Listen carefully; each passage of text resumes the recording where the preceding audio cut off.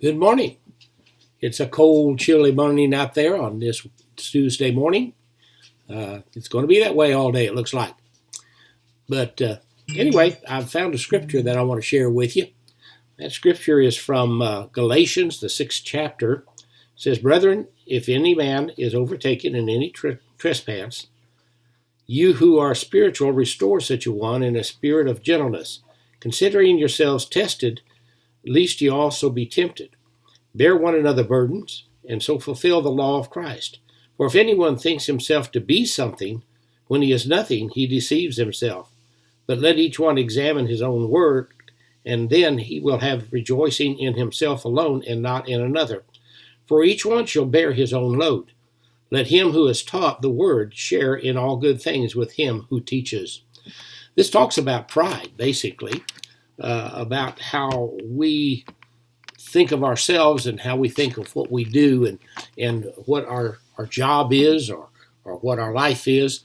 There's nothing wrong with being proud of what we do, but let's not let pride get in the way. A good example of that is in an incident that happened to Chuck Yeager, the famed test pilot. He was flying the F-86 Sabre over a lake in Sierras when he decided to buzz a friend's house near the edge of the lake. Doing a slow roll, he suddenly felt his aileron lock, and says Yeager, it was a hairy moment flying about 150 feet off the ground and upside down. Yeager knew 3 other pilots had trouble with this. A lesser pilot might have panicked, with fatal results, yet Yeager let off on the G's, pushed up the nose, and sure enough, the aileron unlocked. Climbing to about 15,000 feet where it was safer, Yeager tried the maneuver again. Each time that he rolled, the problem reoccurred. Yeager knew that several pilots had died under similar circumstances, but to date, investigators were puzzled as to the source of the Sabre's fatal flaw. Yeager went to his superiors with a report, and the inspectors went to work, and they found that a bolt on the aileron cylinder was installed upside down. Eventually, the culprit was found in North American plant.